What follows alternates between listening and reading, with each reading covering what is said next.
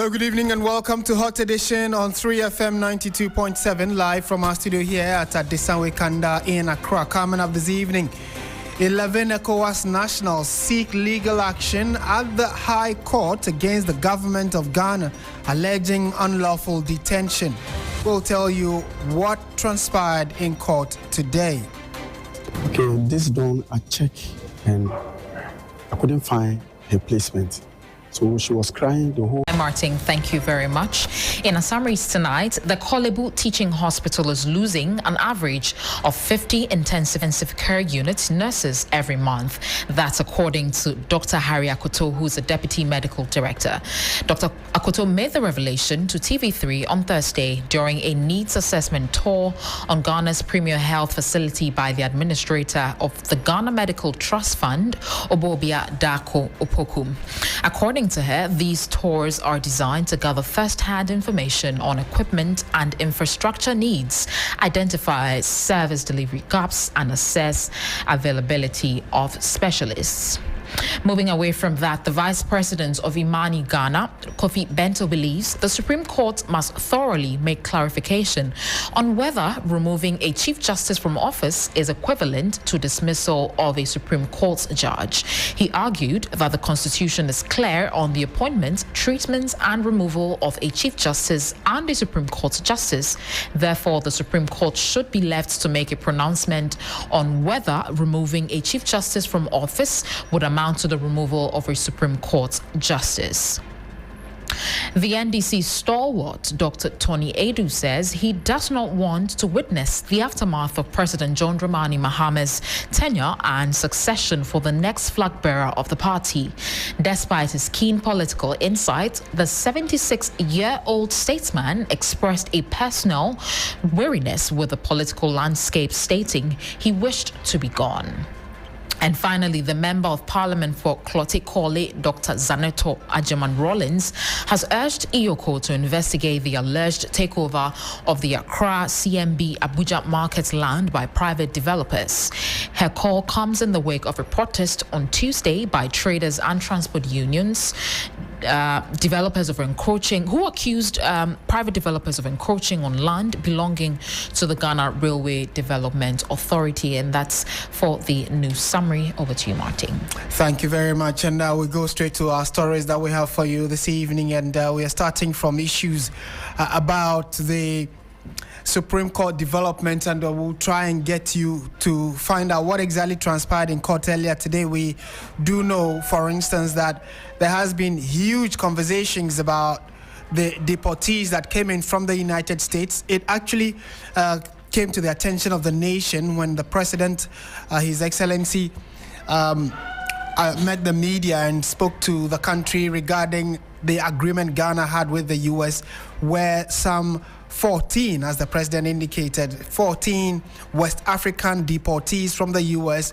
had been accepted by Ghana. And according to the President, these individuals are currently on their way or have left to their respective countries, where he said they were mainly Nigerians and a Gambian. But out of that number, 11 of them have decided to sue Ghana. Now, they were in court earlier today, and it's on the back of contrary claims by the President of the Republic and the Foreign Affairs Minister, Samuel Okudzeto-Ablakwa, that they remain in detention in Ghana and have not been repatriated to their home countries. The ECOWAS nationals filed the legal action at the High Court of the Human Rights Division in Accra against the government of Ghana, alleging unlawful detention. Our court correspondent, Lord Edwasari, followed proceedings. He's joined us in studio for a quick conversation on this. Lord, thank you for joining us. Walk us through what exactly happened in court today. Right, Alfred. Martin, pardon me. That's all right. So, basically, the lead counsel was Oliver Baka-Vomao.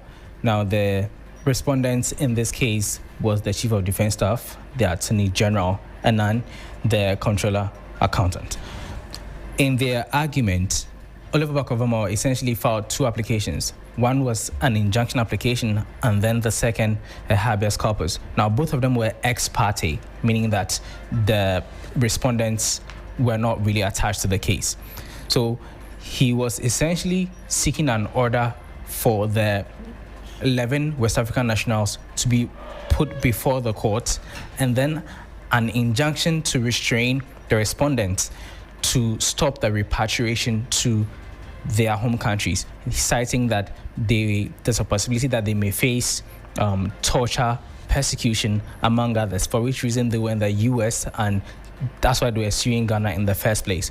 Now, per the statements or what Bakavuma told the courts, there's a belief that these 11 foreign nationals or ECOWAS nationals are being kept at multiple military bases. They cited Bundase as one of such bases.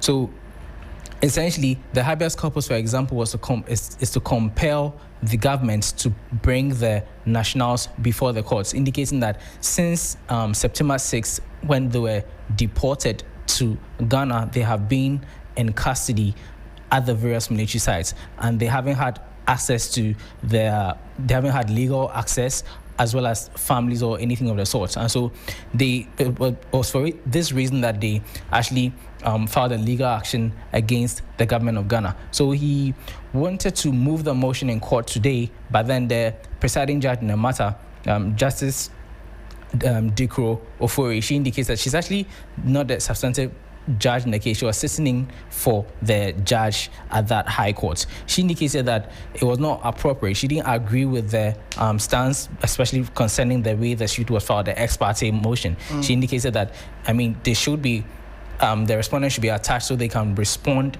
accordingly. But Oliver explained that time was of the essence, in that these nationals have been in detention this long, and then the president has come out to say that they have been repatriated, and he affirmed that even the Foreign Affairs Minister Okudzeto Ablakwa in a press conference also reaffirmed that they have been repatriated. But as far as they are concerned, they still remain in the country in detention. So that injunction was to stop them from carrying out that repatriation, because he indicated that with the president saying this and the Foreign Affairs Minister affirming it, it just means that processes are underway for this repatriation to take place. And so that injunction application that they wanted to move was to halt this operation. And then the habeas corpus was to get them, compel the government to put them before the court, because as it stands now, since they don't have any access to them. But the presiding judge indicated that because she's not a substantive judge in the case, she's going to adjourn it to September 23, which is next week Tuesday, for those two applications, which is the injunction and then the habeas corpus, to be considered, and eventually Oliver can make his move. Okay. Well, that's what happened in court, and Lord Eduasari was just updating us on that. Thank you for that for that information. In a related development, though, Foreign Affairs Minister Samuel Okudzeto Ablakwa further revealed that Ghana will be receiving 40 more deportees from the United States of America. This comes on the back of, some strong opposition to the earlier 14. He also said there is no financial inducement or agreement with the United States for the reception of these 14 plus 40 deportees from the U.S. He was speaking on Channel 1 TV last night in an interview.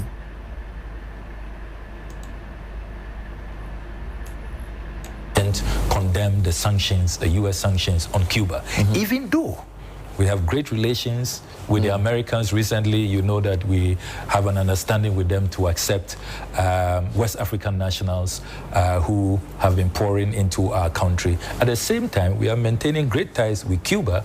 We're receiving a lot of Cuban medical doctors, the Cuban Medical Brigade. So we are a country that ought to be studied. So let's be clear. We didn't agree to this because we agree with President Trump's immigration policies. We are not doing the U.S. a favor. Okay. We are doing our fellow Africans a favor. We are offering them refuge. We are offering them succor. We are offering them hope. We want them to come back home and be comfortable. We solidarize with them when we see those images, the arrests, the violation of their rights, being detained against their will, and it's as though nobody wants to take them.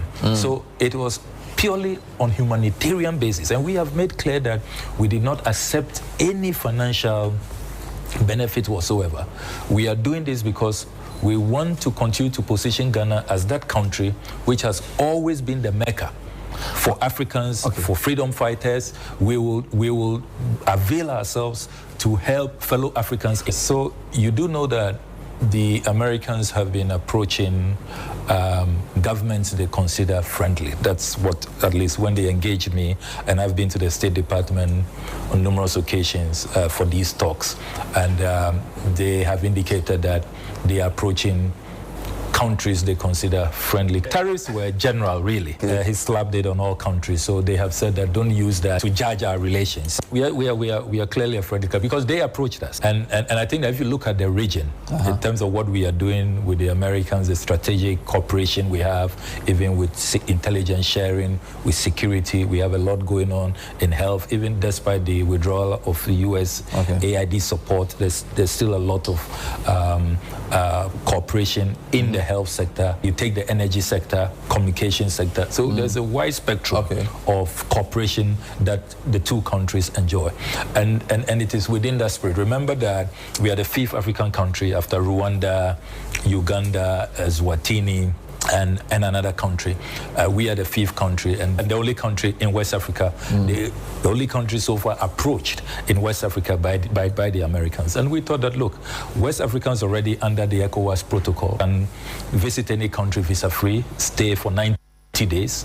So on principle, on humanitarian grounds, Pan-African solidarity. Want to stay here, they can stay. But so far, all of them have indicated that they want to go back after some time, and we've been facilitating that. I can reveal to you that we are expecting another 40 in the next few days. The understanding we have is that it will be West Africans. That is Samuel Okudzeto-Ablakwa, Ghana's Foreign Affairs Minister. Let's go to the phone lines shortly and engage Kwadwo Appiagyei-Etua, who is a professor of law at the University of Ghana Law School. We'll come to him in a jiffy, but the Member of Parliament for Menchia South, who is also a member of the Constitutional and Legal Committee, has been speaking on this development. What has he been saying, Christabel? Well, according to Honorable Okudzeto-Ablakwa, the decision not to seek parliamentary ratification of the agreement by the Republic of Ghana and the USA was based on the advice of the Attorney General, Dr. Dominic Ayine. And according to Nana Ejebafo-Ewa, he's saying he doubts the credibility of it, especially because it's coming from Honorable Okudzeto-Ablakwa. And with that said, if Honorable Okudzeto's claim is established to be true, I would be disappointed for the following reasons. And he goes ahead to say that Dr. Ayine was not only the deputy AG at the time President Mahama entered into the impunged JITMO 2 agreement, but he also had personal conduct of the said JITMO 2 case when I represented my friend Henry Nana Boakye and Madam Margaret Banfo at the Supreme Court in that case, except that by the time the judge was delivered, Dr. Ayine was out of office. Nonetheless, he is very much aware of the decision of the Supreme Court in the JITMO 2 matter, and this is what he's been saying so far. Right, so that is what the MP for Menchia South has been saying, and like we indicated, he's also a member of the Constitutional and Legal Committee of Parliament, so he actually has a fair understanding of the ratification or the understanding of how all of this has played out, especially on the back of the JITMO 2 that we had in the country a few years ago. Professor Kwadwo Appiagyei-Etua has joined us. Prof, good evening and thank you for your time this on 3FM. Good evening, thanks for having me. Would you say, based on all the conversations we've had about the reception of the 14 so far, the deportees from the U.S., Ghana or the government has erred or contravened a direct order from the courts that such an agreement, be it an MOU or a formal agreement, should have gone to Parliament? Certainly, the government is either not telling us the truth or is violating the laws of the country. Or it's actually both, because whatever it is, the law is clear under Article 75 of the Constitution that if we have to sign agreement and ratify it, it has to go to Parliament for Parliament's ratification as well. And that means that it is only at that stage that the law becomes domesticated and we can apply it within the country. So it doesn't matter the name they give to it, whether it's MOU or MOA or whatever. That one is their designation, and that cannot be used to turn away or abuse or violate the Constitution. And so whatever it is, it's an agreement between two countries. And if that is the case, it becomes a treaty or a convention. And 75 of the Constitution says that it has to go to Parliament for ratification. And so from all indications, the Foreign Affairs Minister even gave further confirmation that 40 more are expected. Would you advise that maybe they halt it, or we are in too deep to return or change our minds on this? Oh, they have to halt it. That is, if they want to, unless they want to continue to break the laws of the land. But if it has come out, maybe the Foreign Minister didn't know, which I'm not sure that's the case anyway. But the law is that it has to go to Parliament for ratification. So bringing more people means violating the law all the more. Are there any legal avenues for anybody that wants to take them on? Because from all indications, they have flouted the law already. And can anybody take on the ministry or the government for that matter? Well, the matter can be taken to court.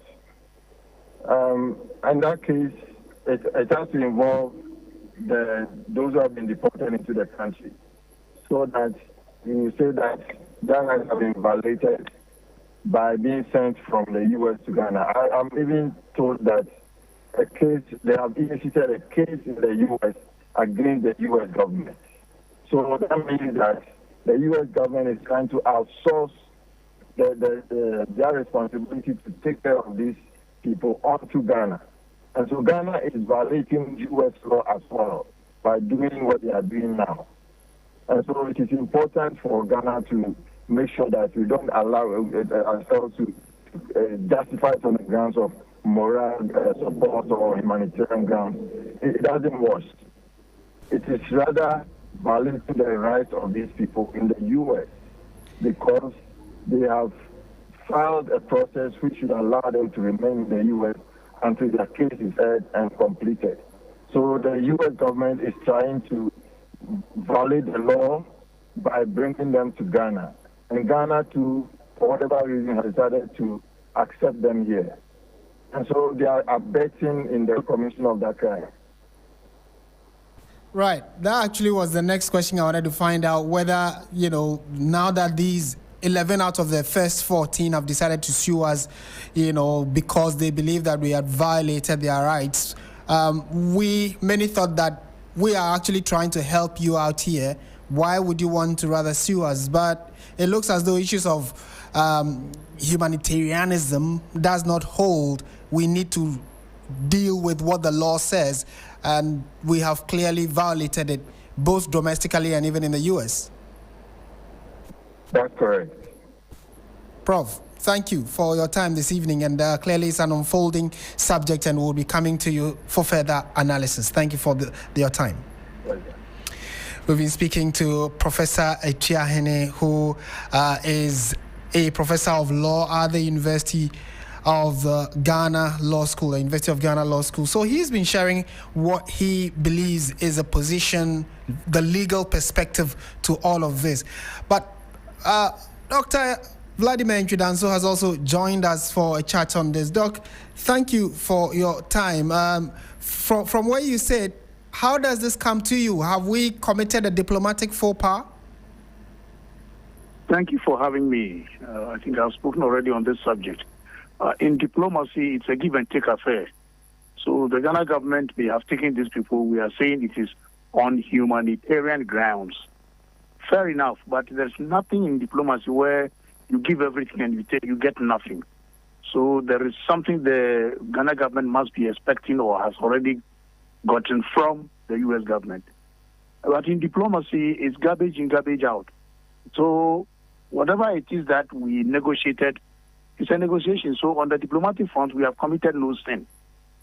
We have committed no sin at all in the sense that the U.S. asked us to take them, and we say, fine, can you also give us maybe something?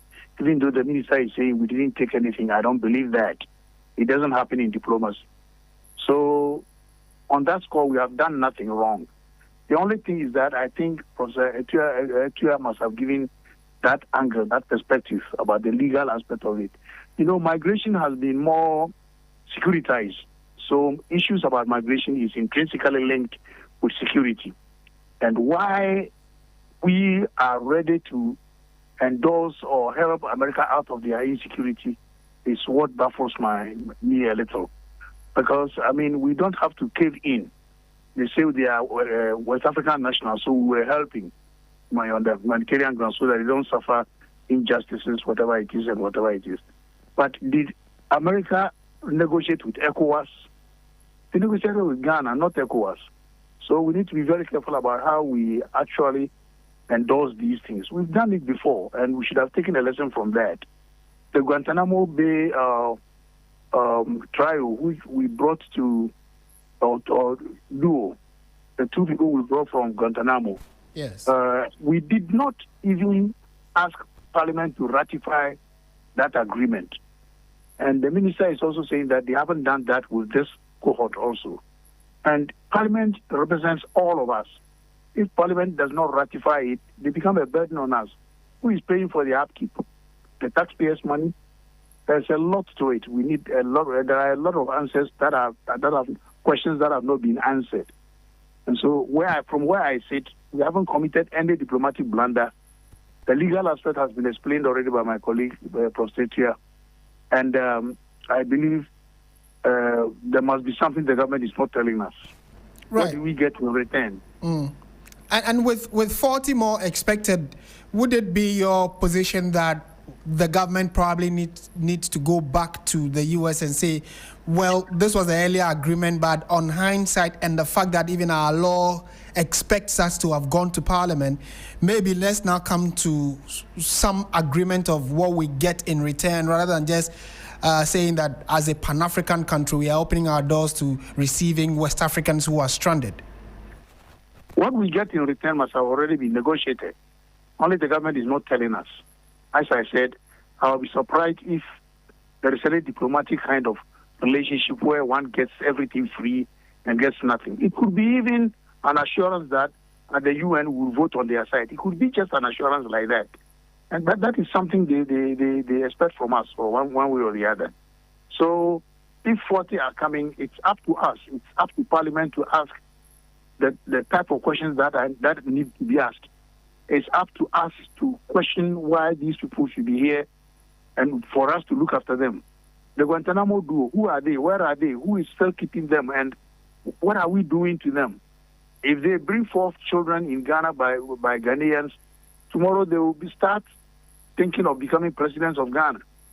You know, the whole socio-economic, socio-psychological security and everything come to play in all this, as if we are being humanitarian, but it has dire implications for the future. Prof, thank you for your thoughts on this, and we are grateful that you could make time to talk to us. You are very welcome. Professor Vladimir Ntwi Danso is an international relations analyst and consultant, and has also shared a thought on this particular subject that doesn't seem to go away or may not go away anytime soon, because many of you have also been talking about it. And we can see some of your messages on our Facebook page and on our YouTube page where this bulletin is streaming. And coincidentally, key individuals in the opposition party, the NPP, have, taken this particular issue quite seriously and are having a go at the foreign minister and the president and the government for that matter.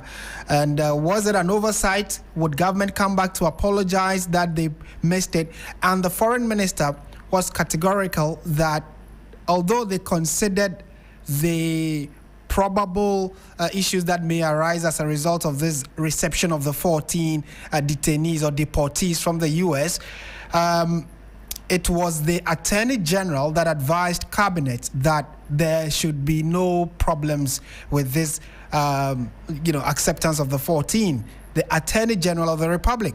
And if you heard what my colleague read earlier, having to do with a statement from the Menchia South Member of Parliament, he said that when the Gitmo 2 went to court around 2012, when the Gitmo 3 were being brought in or had been brought into the country, the current Attorney General at the time was Deputy Attorney General. So he had full knowledge, or at least was very close to the conversations at the top about this issue. That it went to court, he was there. But at the time the final verdict was given, Dr. Dominic Ayine, Ghana's current Attorney General, was out of office. So could it be that he advised government wrongly? Is there a way we can remedy this particular issue? Well, those are some of the questions that remains unanswered. And like Professor Vladimir Nchudansu indicated, we are definitely probably must have had an agreement with the U.S. that is not public knowledge yet. But we will try and seek further answers for you. So do let your messages keep coming in. We are happy to share it with the rest of the world. And still on the same subject, though, we have also been trying to get the human rights perspective to this. And the Commission on Human Rights and Administrative Justice, CHRAJ, has backed the suit by 11 out of the first 14 West African nationals who were brought into Ghana as deportees from the U.S. Speaking earlier on TV3's New Day, the Commissioner of CHRAJ, Joseph Whittle, says that the suit is key to ensuring clarity, as there are many gray areas in the Memorandum of Understanding that brought them into the country. Let's listen to Mr. Whittle. I have listened to the Foreign Affairs Minister. He says they have an MOU with the Trump administration, and of course to accept deportees through Ghana temporarily to transit them to third countries. Now, my concern is if that MOU does not measure up to the treaties and conventions which Ghana has ratified in terms of how such deportees should come into Ghana, then we'll have a difficulty. You remember the opposition minority group have signaled that if it is the normal deportation into Ghana, it ought to go before Parliament for approval. Indeed, per Article 73. Exactly.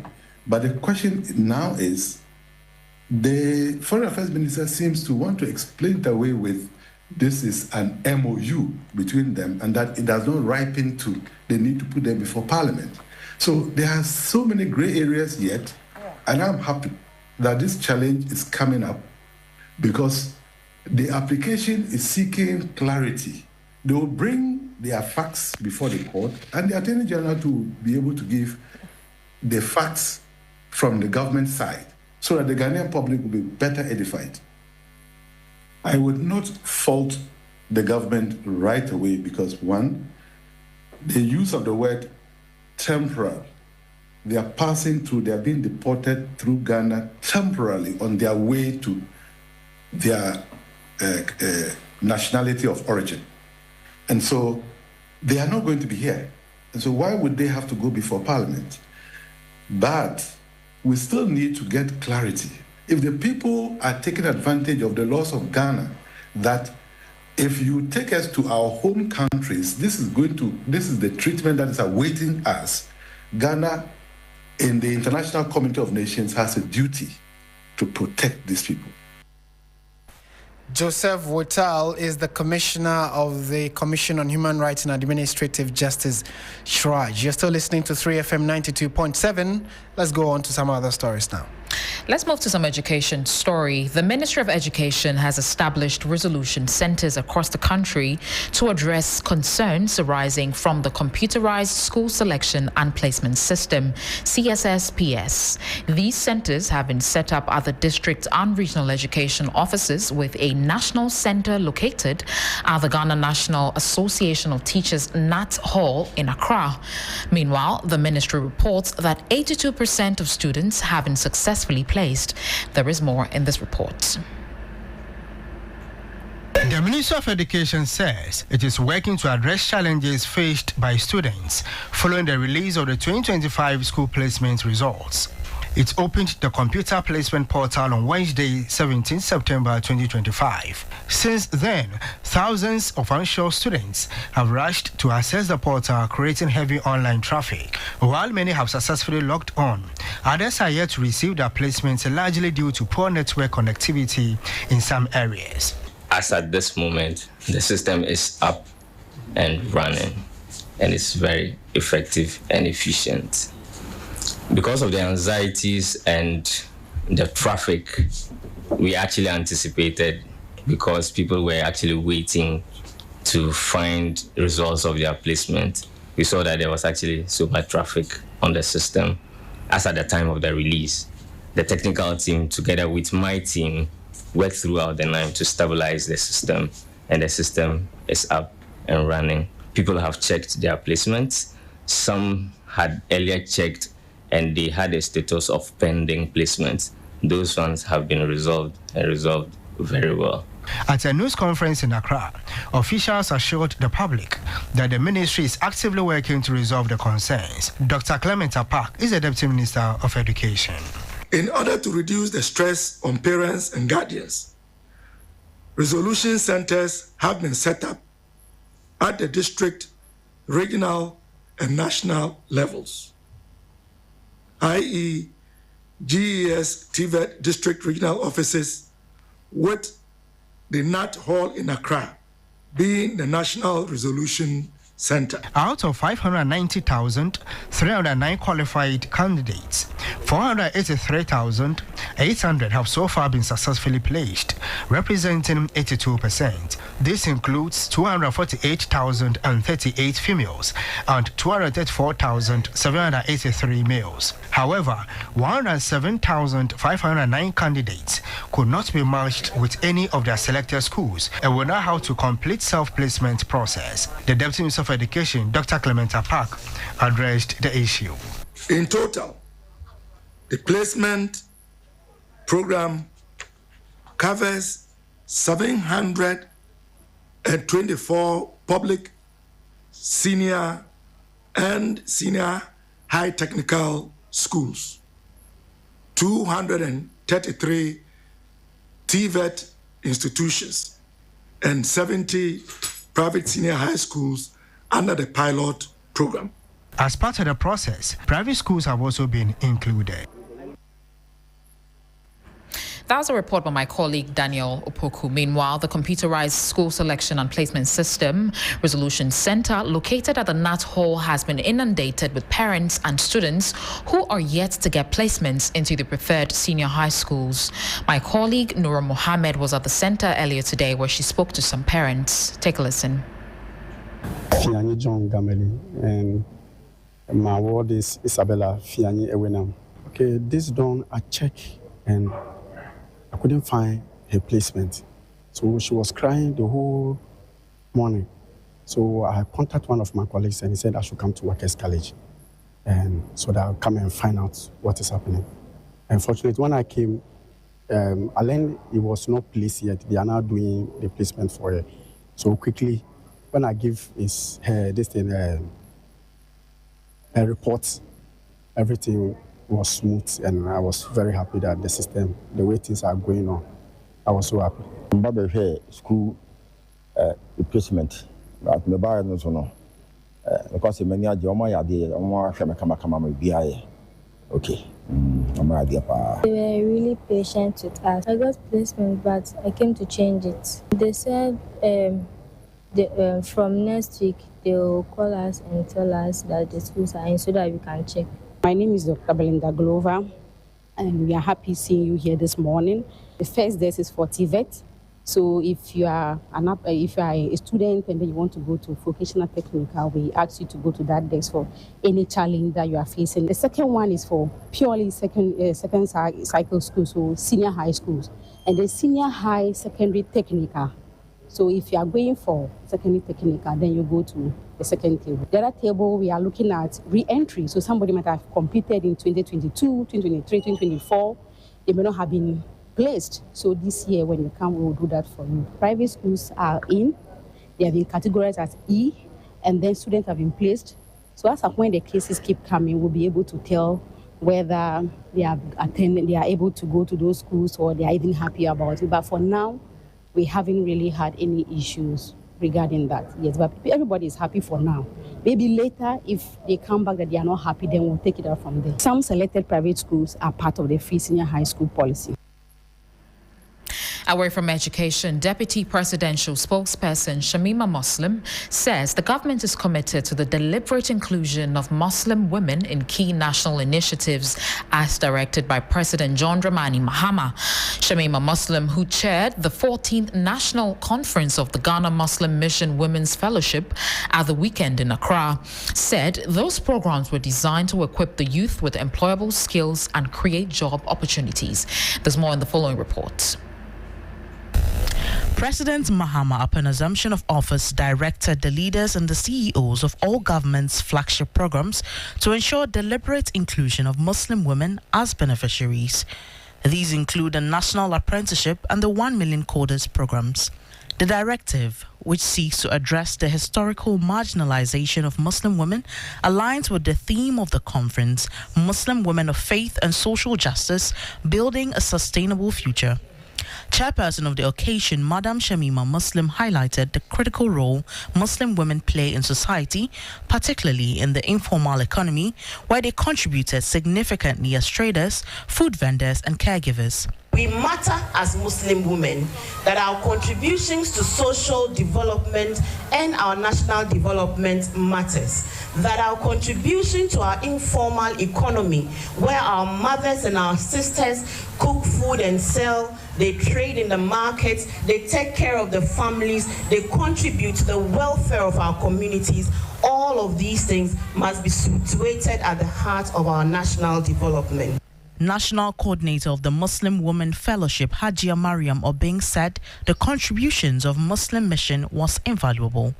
With our rotational conferences, every region that we go, we try as much as possible. We try as much as possible to contribute our quota to the underprivileged. Currently, we are honored to assisting an orphanage at Kadwaso in the eastern region, which we are about to commence. And this is the first conference we are doing to support the project. Also in attendance was the Eastern Regional Minister, Rita Akosia Awati.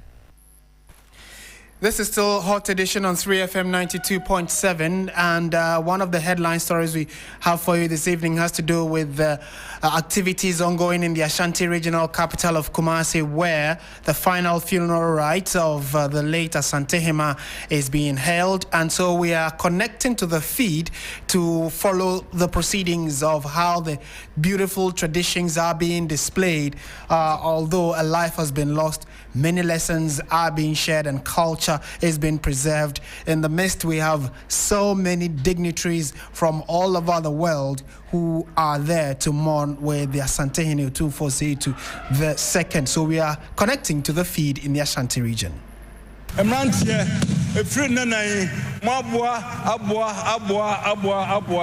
Ama sese nyame adaroma bibia twaboko ye maame Asantehema said na ne bra esie boko no saa na sebe na yesu aye boko e bra no nyame gugu nsuo kakra ma enso na nya ensubone na nyame e de kai se ojoju ebo Asantehema ojoju ebo o saa kire se sebe ajabi wa ajabi tiase ne bra nso so a obema ewrechemu a obema obi a obehemu a obema nyina yanya hoto ema nso akababu ye adwuma asade e fata nananom Otumfuo ade aseda ayeni awie ema obi biara mo ba mo doso politicians ma sebe epa bandi aban awama adi abandada bia omunyina aseda kese ayeni awie no Otumfuo Asantehene se yemfama mo edamase ade chia edamase ochira oti akogbo kokroko a no Otumfuo Asantehene aseda no se yemfama mo edamase pi edamase ensa. Perfect. Sit down.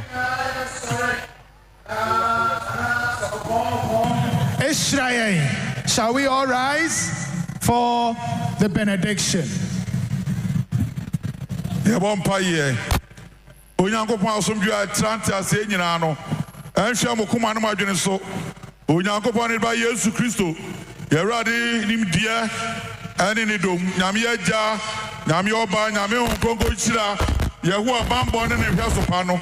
Edi nyina ntena enne sesei. Ene abre nyina. Ka amen kase se Yerade an monyam.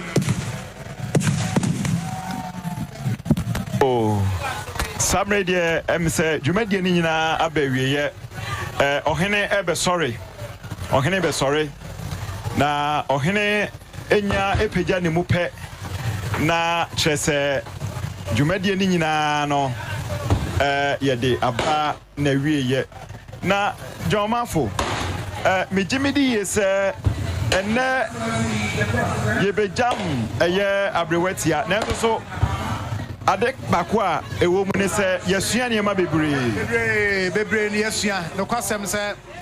Well, on your screen at the moment is the President of the Republic of Ghana, President John Dramani Mahama, who's just leaving the forecourt of the Menchia Palace. Obviously, is the end of the public.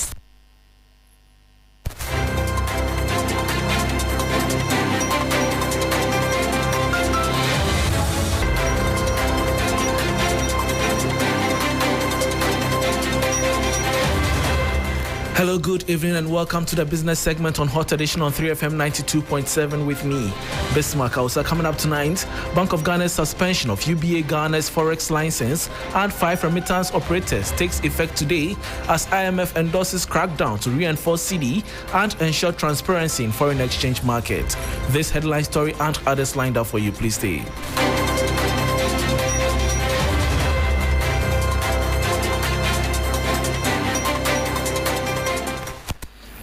Thanks for your company. Now to the details. The Bank of Ghana's suspension of UBA Bank's foreign exchange trading license and the partnerships of 5 money transfer operators has officially taken effect today, September 18, 2025.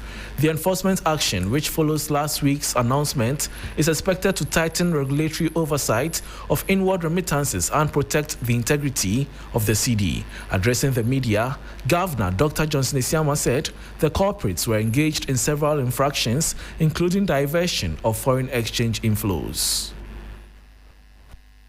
The breaches were quite several. Diversion of foreign exchange inflows, and I mentioned that. You know, when you take money, those dollars and pounds from our diaspora people, those monies are supposed to find their ways into the nostril balances of our banks, you know, banks operating here in Ghana, so that those flows end up within the system.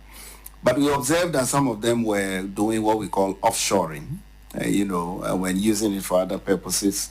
And so those found have been sanctioned. Others were also applying the wrong exchange rate, right? And those were breaching the rules, so they had to be sanctioned. There were others that also had settlement periods that exceeded what was supposed to be the case. So several infractions that occurred for which we had to bring them to order.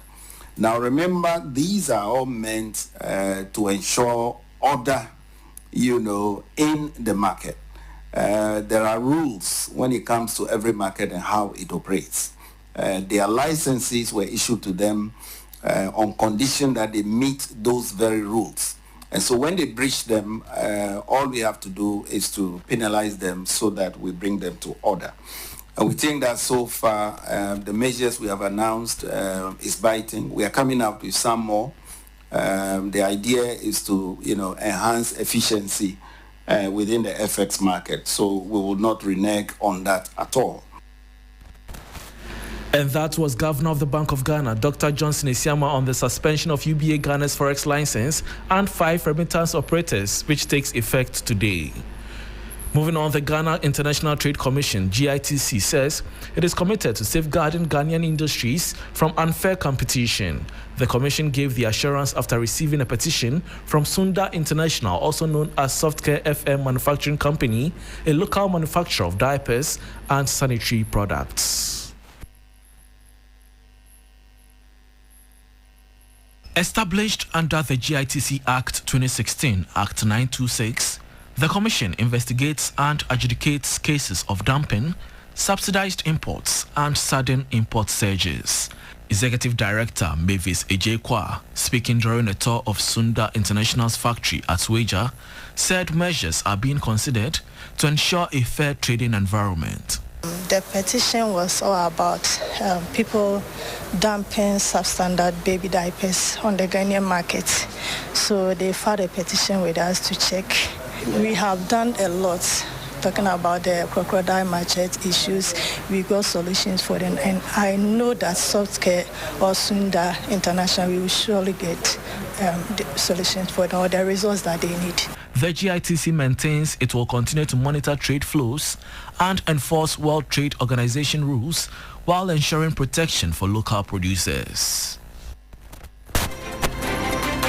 And that brings us to the end of the business segment on Hot Edition on 3FM 92.7 with me, Bismarck Ausa. For more business stories, please check out our website, 3news.com. Bill Eshan is here for sports. Please stay.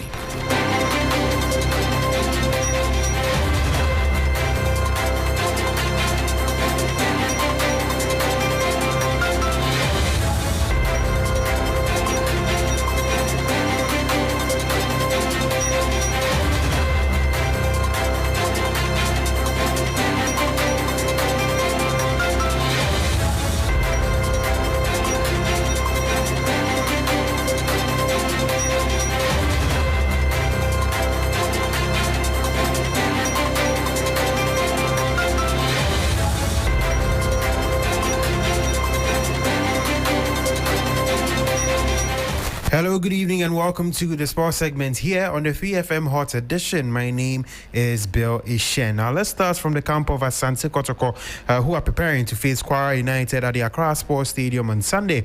The Porcupine Warriors have a spring in their step after beating Brekum Chelsea 1-0 in the Ghana Premier League last weekend, ultimately ending a 15-year drought for a win in Brekum.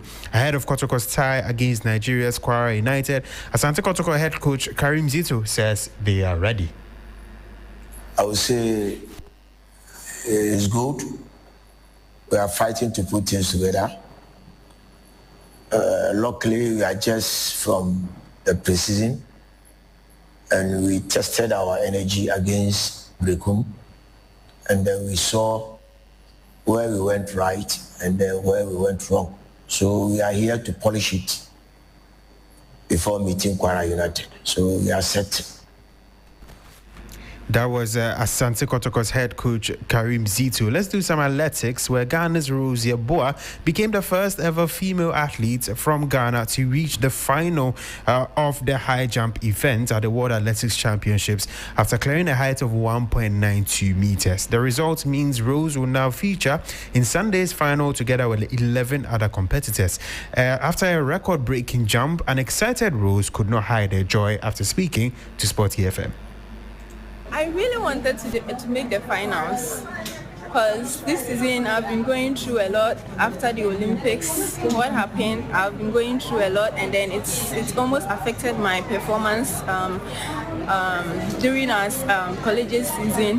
But with the help of my coaches and my trainers, I was able to overcome it. And then since my NCAA, I've never had any competition till today. And I'm even proud of myself that I even make it, because it's not easy to be training and then with no competition. So I'm glad I made it. Right, that was Rose Yeboah speaking there. But before we do go, let's talk about the Champions League, because there are some games currently ongoing. Club Brugge are currently leading Monaco by 3 goals to 0. Mohamed Salisu was not part of the game because of a knock. FC Copenhagen currently leading Bayer Leverkusen by 1 goal to 0. And later tonight, we have Eintracht Frankfurt who will be facing Galatasaray. Manchester City will be facing Napoli in the biggest encounter yet, and there's also Newcastle who will be hosting Barcelona at the St. James's Park, and then Sporting Lisbon will be facing Kairat Almaty. All those games will be taking place around 7 p.m. tonight, and so do stay tuned for more updates regards to the UEFA Champions League as and when that happens. But there's one more story that we'll mention. Benfica have appointed Jose Mourinho as their manager on a deal until the summer of 2027. Now, the 62-year-old succeeds Bruno Lage, who was sacked after a shock Champions League defeat against Karabakh on Tuesday. The former Chelsea boss returns to management less than a month after being dismissed by Fenerbahce following a Champions League playoffs defeat by his new club, Benfica.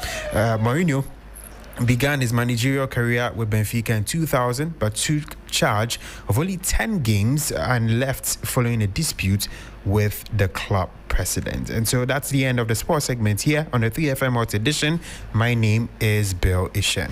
Thank you very much, Bill. And that's it for Hot Edition here on 3FM 92.7.